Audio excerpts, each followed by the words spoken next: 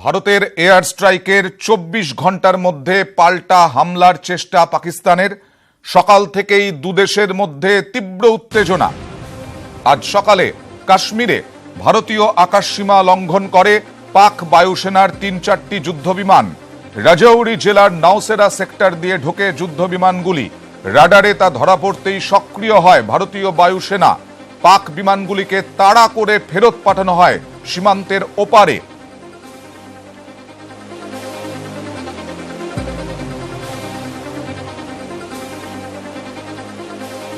Exam से बच्चों के चल रहे हैं तो बच्चे पढ़ रहे थे छतों पे बैठ के, तो बच्चों को शौक होता है कि देखना कि जहाज आ रहा है, जहाज आ रहे हैं ऊपर से। वो सब देख रहे थे, देखते ही हमारी आंखों के सामने उन्होंने शीलिंग जो हुई वहाँ पे जो बम वगैरह गिरा, तो देखते ही एकदम से इतनी जोर की आवाज आई कि हमारी खुद की खिड़की दरवाजे हिलने शुरू हो गए। मतलब जो पत्थर थे पहाड़ों से गिर के वो हमारे घर में आके गिरे, तो बच्चे वहां से उठ के एकदम चिल्लाने शुरू हो गए और घर के अंदर आके घुस गए। तो फिर हमने भी जब बाहर देखा तो एकदम से हर जगह धुआं ही धुआं और जो मिट्टी धूल उड़ रही थी। अचानक ही मतलब ऐसे आवाज़ दूसरी अलग एक आवाज़ आई पास से, तो जैसे देखा हमने वो जहाज जैसे उसने टर्न किया यहाँ वापस गोला फेंक के वापस उसने उसी लोकेशन से वापस हो गया। वो পাকিস্তানের বিমানকে তাড়া করে যখন ভারতীয় বায়ুসেনা, সেই সময় বোমা ফেলে যায় বলে খবর। সকালে হামলা এরকম, বিকেলে আবার শান্তি প্রস্তাব। নরেন্দ্র মোদীর কাছে শান্তি প্রস্তাব পাক প্রধানমন্ত্রী ইমরান খানের। ভারতের সঙ্গে আলোচনা চায় পাকিস্তান। পাকিস্তান আক্রমণ করতে চায় না বললেন পাক প্রধানমন্ত্রী ইমরান খান। পুলওয়ামার ঘটনার তদন্তে সহযোগিতা করতে চেয়েছিলেন বললেন ইমরান খান। ইমরান খানের সদিচ্ছা নিয়ে উঠছে প্রশ্ন। ইমরান খানের সদিচ্ছা নিয়ে উঠছে প্রশ্ন, কারণ ইমরান খানকে সেনাবাহিনী চালাচ্ছে। ইমরান খান পুতুল প্রধানমন্ত্রী, এরকমটাই প্রতিরক্ষা বিশেষজ্ঞদের মত। আর সেই কারণেই বেনজির ভুট্টো, নওয়াজ শরীফ যে কথা বলেছেন, যে সুরে কথা বলেছেন এর আগেও, সেই সুরেই ইমরান খান আরো একবার বললেন জঙ্গি বিস্ফোরণ বা জঙ্গি হামলার ঘটনা কমাতে পারে না পাকিস্তান, কারণ জঙ্গিরা পাকিস্তানের রত্ন। এরকমটাই ইমরান খানের বক্তব্যের পরিপ্রেক্ষিতে মত প্রতিরক্ষা বিশেষজ্ঞদের। কি বলেছেন ইমরান খান দেখে নেওয়া যাক। दुनिया की तारीख हमें बताती है कि जंगों में मिसकैलकुलेशन होती है। मेरा सवाल ये है हिंदुस्तान हुकूमत से कि क्या जो हथियार आपके पास हैं और हमारे पास हैं, क्या हम मिसकैलकुलेशन अफोर्ड कर सकते हैं? क्या हमें इस वक्त सोचना नहीं चाहिए कि ये अगर यहां से एस्केलेट होती है तो ये किधर जाएगी?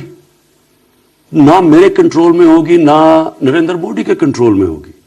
इसलिए मैं फिर से आपको दावत देता हूं कि जब हम तैयार बैठे हैं, हमने आपको कहा कि जो आपकी पुलवामा की जो ट्रेजेडी हुई, उसके जो आपको जो दुख पहुंचा है, किसी किस्म का डायलॉग करना चाहते हैं दहशतगर्दी के ऊपर, हम तैयार हैं।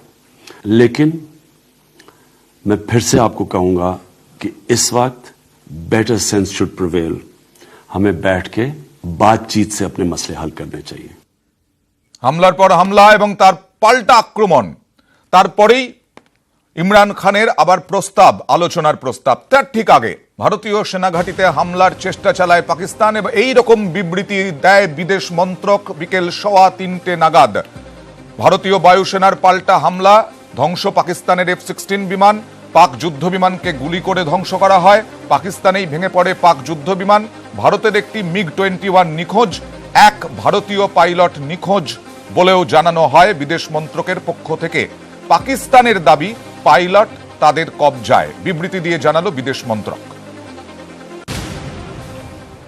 Against this counter-terrorism action, Pakistan has responded this morning by using its air force to target military installations on the Indian side. Due to our high state of readiness and alertness, Pakistan's attempts were foiled successfully. In that aerial engagement, one Pakistan Air Force fighter aircraft was shot down by a MiG-21 Bison of the Indian Air Force. The Pakistani aircraft was seen by ground forces falling from the sky on the Pakistan side. In this engagement, we have unfortunately lost one MiG-21, the pilot is missing in action. Pakistan has claimed that he is in their custody. We are ascertaining the facts. প্রতিরক্ষা বিশেষজ্ঞরা বারবার বলছেন পাকিস্তানকে এমন কোণঠাসা করতে হবে যাতে জঙ্গি কার্যকলাপ না করতে পারে। পাকিস্তানের ওপর চাপ বাড়াতে ইতিমধ্যেই উদ্যোগী ভারত। চীনে ভারত চীন রাশিয়া ত্রিপাক্ষিক বৈঠকে সন্ত্রাস নিয়ে সরব সুষমা স্বরাজ। পুলওয়ামায় হামলার প্রসঙ্গ তোলেন বিদেশমন্ত্রী। সন্ত্রাসের বিরুদ্ধে পাকিস্তান ব্যবস্থা নেয়নি, সন্ত্রাসের বিরুদ্ধে জিরো টলারেন্স জরুরি। ত্রিপাক্ষিক বৈঠকে সওয়াল সুষমা স্বরাজের। বালাকোটে সামরিক অভিযান হয়নি, যেটা বারবার ভারত বলে আসছে। জৈশ জঙ্গি ঘাঁটিতে টার্গেট করে হামলা হয়েছে, কোন সাধারণ মানুষের উপর হামলা হয়নি, আরো একবার জানিয়ে দিলেন Sushma Swaraj. Terrorism tops the list of the existential threats that the world faces today. We are aware of the recent dastardly terrorist attack on our security forces in Pulwama, Jammu and Kashmir, perpetrated by Jaish-e-Mohammed, a Pakistan-based and supported terrorist organization proscribed by the United Nations and other countries. We lost more than 40 personnel from our Central Reserve Police Force, while several others are injured seriously. Such dastardly terrorist attacks are a grim reminder for the need for all the countries to show zero tolerance to terrorism and take decisive actions against it. Following the Pulwama terrorist attack, instead of taking seriously the calls by international community to act against Jaish-e-Mohammed and other terror groups based in Pakistan, Pakistan denied any knowledge of the attack and outrightly dismissed claims by Jaish-e-Mohammed. In the light of continuing refusal of Pakistan to acknowledge and act against terror groups on its territory, and based on credible information that Jaish-e-Mohammed was planning other attacks in its various parts of India, Government of India decided to take preemptive action. The largest and the target was selected in order to avoid civilian casualties. Excellencies, this was not a military operation. No military installations were targeted.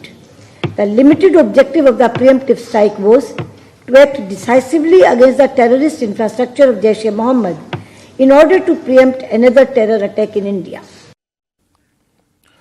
বালাকোটে সন্ত্রাসের বিরুদ্ধে লড়াইয়ে ভারতের পাশে আছে America. Sushma স্বরাজের সঙ্গে কথা আমেরিকার। দক্ষিণ পূর্ব এশিয়ায় শান্তি রক্ষা জরুরি বার্তা মার্কিন বিদেশ মন্ত্রকের মুখপাত্রের। পাক বিদেশমন্ত্রীর সঙ্গেও কথা আমেরিকার। সামরিক অভিযান এড়ানোর পরামর্শ, পাকিস্তানকে পরামর্শ আমেরিকার। সন্ত্রাসের বিরুদ্ধে ব্যবস্থা নিক পাকিস্তান, বার্তা আমেরিকার। শান্তি স্থাপনে দুদেশকেই এগিয়ে আসতে হবে, সামরিক অভিযান এড়াতে ভারত পাকিস্তানকে বার্তা আমেরিকার বিদেশ মন্ত্রকের মুখপাত্রের। এ সম্পর্কে আমরা কথা বলেছিলাম আমাদের সিএনএন নিউজ 18-এর সিনিয়র পলিটিক্যাল এডিটর পল্লবী ঘোষের সঙ্গে। যখন ডোনাল্ড ট্রাম্প নিজে বক্তব্য দেয়, উনি সবসময় এটাই বলে কি আমরা কোনো টেরর অ্যাক্টকে সাপোর্ট করতে পারবো না। আমেরিকা নিজে একটা টেরর অ্যাক্টের ভুক্তভোগী, কিন্তু পাকিস্তান আর আমেরিকার মাঝখানটায় যে ক্লোজ রিলেশনশিপ আছে সেটাকেও ডিনাই করা যায় না। স্টেটমেন্টে ওরা ইন্ডিয়াকে একটু মাইল্ডলি সাপোর্ট করতেও রিকোয়েস্ট করছে পাকিস্তানকে যে তোমরা টেরর অ্যাক্টিভিটি যা ইনস্টলেশন আছে ওনার খিলাফ অ্যাকশনও নিয়েও। সাথে সাথে দুটো ইন্ডিয়া পাকিস্তানের উপরে রিকোয়েস্ট করা হয়েছে যে আপনারা একটু হস্টিলিটি কম করুন, কেন ওয়ার আমরা চাই না, ওয়ার হওয়া এই পুরো রিজনের জন্য ভালো হবে না। আমরা কথা বলেছিলাম আউটলুকের ফরেন এডিটর প্রণয় শর্মার সঙ্গেও। জিনিস মাথায় রাখতে হবে যে পুলওয়ামা অ্যাটাকের পর থেকেই কিন্তু একটা ডিপ্লোম্যাটিক এফার্ট চলছিল। ভারত তার নিজের পজিশন পরিষ্কার করার চেষ্টা করছিল বিভিন্ন দেশের কাছে, শুধু আমেরিকা নয়, অস্ট্রেলিয়া, ফ্রান্স, বিভিন্ন দেশের যে স্টেটমেন্ট তারা প্রত্যেকেই একটা কথাই বলছে যে 1 নম্বর রেস্ট্রেইন, কেউই চায় না যে আরো বাড়ুক, সেটা একটা যুদ্ধের দিকে যাক তার দেশে, সেটা একটা বড় তাদের কনসার্ন। পাশাপাশি যেইটার জন্যই ঘটনা ঘটেছে যে পাকিস্তানের মধ্যে এই ধরনের টেরর গ্রুপদের যে ইনফ্রাস্ট্রাকচারটা রয়েছে, এতবার বলা সত্ত্বেও কিছু সেইভাবে তারা স্টেপ নেয়নি, সেই দিকে যাতে তারা স্টেপস নেয়, এই দুটো জিনিসের উপর এমফাসিস দেওয়া হয়েছে। এখনই কনভেনশনাল ওয়ারের সেরকম কোনো সম্ভাবনা দেখছেন না, আমাদেরকে জানালেন, নিউজ 18 বাংলাকে জানালেন দেশের প্রাক্তন বায়ুসেনা প্রধান অরূপ রাহা। পরিস্থিতি হয়েছিল সেই জন্য দরকার ছিল যে একটা ভালো মতো জবাব দেওয়া। তা না হলে তারা হয়তো ভাবতো যে ভারত খুব উইক দেশ আর আমরা কখনো রেসপন্ড করবো না, এরকম একটা উস্কানি সত্ত্বেও, বারবার উস্কানির সত্ত্বেও। সেই হিসেবে আমার মনে হয় যে টেররিস্ট ক্যাম্প অ্যাটাক করা, যেখানে ওদের ট্রেনিং হচ্ছে, সে যত দূরেই হোক, জম্মু কাশ্মীর পাক হুকুমা কাশ্মীরে যেখানে হচ্ছে পিওকেতে, সেই ক্যাম্পগুলোকে অ্যাটাক করা হয়েছে। এটা is well plan and well executed. শুধু ভারত নয়, ভারতের বন্ধুবান্ধব দেশগুলো, সমগ্র বিশ্ব, ইউনাইটেড নেশনস সিকিউরিটি কাউন্সিলও এই বিষয়ে চর্চা হচ্ছে কিভাবে পাকিস্তানকে ফোর্স করা যায় কি স্টেপস নিতে, যত সব টেররিস্ট গ্রুপস ওখানে আছে তাদের কন্ট্রোল করার জন্য, তাদের এগেনস্টে প্রপার স্টেপস নেওয়ার জন্য। ওরা কখনই কোনো প্রপার স্টেপস নেয় না। ক্ষতি তো যুদ্ধ মতো পরিস্থিতি হলে যুদ্ধে তো কত রকম ধ্বংস হয়, কত রকম অসুবিধা হয়, কত রকম মৃত্যু হয়। যুদ্ধ বিগ্রহ তো last step, when diplomacy fails, when coercion fails, then you have to resort to such offensive action. তো এটা আমি বলছি না যে যুদ্ধ আরম্ভ হয়েছে, কিন্তু আস্তে আস্তে ধাপে ধাপে যদি বেড়ে যায় তাহলে কনভেনশনাল ওয়ার হতে পারে। চান্স নেই আমি বলতে পারি না, তো খুব কম আছে আমার মনে হয়। সে দুদিকেই একটু লসেস সাফার করবে, কিন্তু ফাইনালি যদি পুরো রকমের যদি লড়াই হয় তাহলে আমরা খুব সহজেই বিজয়প্রাপ্ত। আমরা কথা বলেছিলাম অবসরপ্রাপ্ত সেনাকর্তা ব্রিগেডিয়ার প্রবীর সান্যালের সঙ্গেও। পাকিস্তানের সাথে কথা বলা মানে আমরা নেক্সট টেরর অ্যাটাকটাকে ইনভাইট করছি। আমরা আর টেরর অ্যাটাকস চাই না। আমরা ফার্স্ট স্টেপ নিয়েছি এই এয়ারফোর্সের অ্যাটাক করে। এরপরে আমরা কি কি করতে পারি এটা পাকিস্তানকে বুঝিয়ে দেওয়া উচিত। বাই ডুইং সামথিং আমাদের কিছু একটা পাকিস্তানে করতে হবে। কিন্তু আমার পার্সোনাল ভিউ পয়েন্ট হচ্ছে পাকিস্তানের সাথে কথা বলে মানে কোনো লাভ হবে না। এটা হচ্ছে পাকিস্তানের ট্র্যাপ। আমাদের একটা কথাই ভাবা উচিত, পাকিস্তানকে আমরা কিরকম ভাবে ধ্বংস করতে পারি, ওকে 5টা 6টার টুকরোয় কি করে ভাগ করতে পারি without using Indian armed forces. পাকিস্তানের উপরে প্রেশার দিতে হবে। প্রেশার হচ্ছে economic pressure, diplomatic pressure, covert pressure, অর্থাৎ সব রকম প্রেশার দিয়ে, সব রকম চাপে রাখতে হবে পাকিস্তানকে। এই মুহূর্তের খবর, পাক ডেপুটি হাই কমিশনারকে তলব করল ভারতের বিদেশ মন্ত্রক। এই মুহূর্তের খবর, পাক ডেপুটি হাই কমিশনারকে তলব করল ভারতের বিদেশ মন্ত্রক। আজকে সকাল থেকে যা যা হয়েছে, অর্থাৎ আক্রমণ, পাল্টা আক্রমণ, এখনো পর্যন্ত যা পাকিস্তান দাবি করছে একজন পাইলট, ভারতীয় পাইলট, তাদের হেফাজতে, এই পরিস্থিতিতে দাঁড়িয়ে পাক ডেপুটি হাই কমিশনারকে তলব করল ভারতের বিদেশ মন্ত্রক। অর্থাৎ এই ডেপুটি হাই কমিশনারকে তলব করে ভারত কি বার্তা দিতে চাইছে তাই নিয়েও এই মুহূর্তে জল্পনা। যে পরিস্থিতি তৈরি হয়েছে সকাল থেকে, অর্থাৎ গতকাল যে হামলা, সেই হামলার পর থেকে পাক ডেপুটি হাই কমিশনারকে তলব করল বিদেশ মন্ত্রক।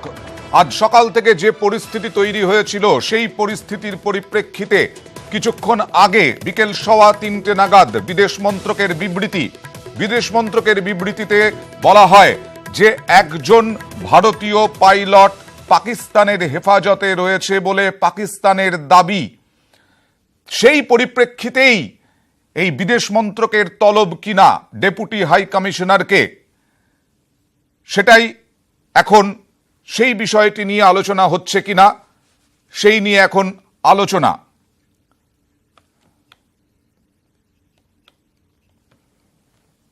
এর পাশাপাশি জম্মু কাশ্মীরের বদগামে বায়ুসেনার চপার ভেঙে 4 জনের মৃত্যু হল। যান্ত্রিক ত্রুটির ফলে এই দুর্ঘটনা। 2টি দেহ উদ্ধার করা সম্ভব হলেও কাউকে শনাক্ত করা যায়নি। বুধবার সকাল 10:05 নাগাদ কাশ্মীরের বদগামে ভেঙে পড়ে বায়ুসেনার একটি MI-17 চপার। ভেঙে পড়েই আগুন ধরে যায় চপারে। দুর্ঘটনায় MI-17 চপারের 4 জনেরই মৃত্যু হয়েছে বলে খবর। यहाँ पे जो भी इंजरी वगैरह है उसको ठीक करना है, उसके बाद टेक्निकल एयरफोर्स टीम आएगी, वो असर्टन करेगी ये क्या है। अभी कितने लोगों की डेथ हुई है? अभी तक हमें 2 बॉडीज मिली है, वी आर असर्टनिंग। দুজনের মৃতদেহ উদ্ধার হলেও তা শনাক্ত করা সম্ভব হয়নি। নিউজ 18 বাংলা।